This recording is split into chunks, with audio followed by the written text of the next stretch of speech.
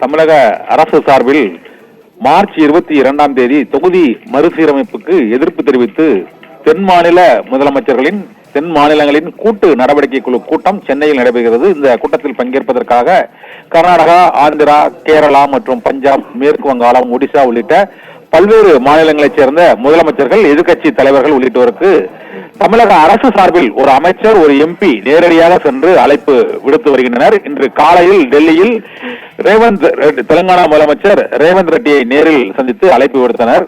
இதைத் தொடர்ந்து கர்நாடக மாநில முதலமைச்சர் சித்தராமையாவையும் நேரில் சந்தித்து அரசு சார்பில் அழைப்பு விடுக்கப்பட்டது. அந்த அழைப்பினை ஏற்ற கர்நாடக முதலமைச்சர் சித்தராமையா, துணை முதலமைச்சர் டி.கே. சிவக்குமார் மார்ச் 22ஆம் தேதி சென்னையில் நடைபெற உள்ள தொகுதி மறுசீரமைப்பு எதிர்ப்புக்கான அந்த தென் மாநிலங்களின் கூட்டு நடவடிக்கை குழு கூட்டத்தில் கர்நாடக மாநிலத்தின் துணை முதலமைச்சர் டி.கே. சிவக்குமார் பங்கேற்பார் என்று அறிவித்திருக்கிறார்கள். இதே போல இன்று காலையில் தெலுங்கானா முதலமைச்சர் ரேவந்த் ரெட்டி காங்கிரஸ் கட்சியின் தலைமையிடம் அனுமதி பெற்று அந்த கூட்டு நடவடிக்கை குழு கூட்டத்தில் பங்கேற்பதாக அவர் உறுதியளித்திருக்கிறார்.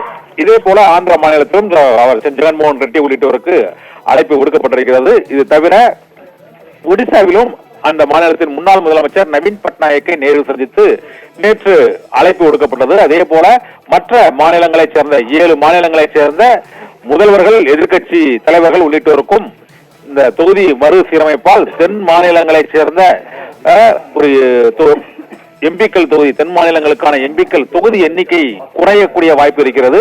இது விகிதாச்சார அடிப்படையிலோ மக்கள் தொகை அடிப்படையிலேயோ இந்த மாற்றங்களை செய்தால் ஏற்படக்கூடிய பாதிப்புகள், அதற்கு இந்த 7 மாநிலங்களைச் சேர்ந்தவர்களும் எத்தகைய முன்னெடுப்புகளை மேற்கொள்ள வேண்டும் என்பது தொடர்பாக கலந்து ஆலோசித்து முடிவெடுப்பதற்காக இந்த கூட்டம் நடைபெறுகிறது.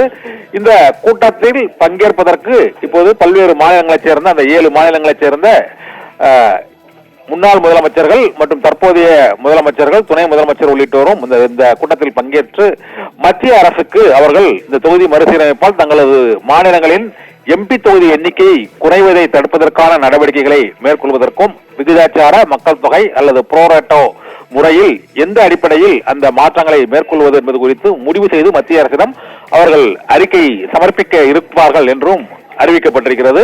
இந்த அழைப்பின் அடிப்படையில் இப்பொழுது கர்நாடக மாநில துணை முதலமைச்சர் டி.கே. சிவக்குமார் இந்த நிகழ்ச்சியில் பங்கேற்க இன்று ஒப்புதல் தெரிவித்து அதற்கான அறிவிப்பும் வெளியிடப்பட்டிருக்கிறது. பவித்ரா, விவரங்களுக்கு நன்றி கண்ணன்.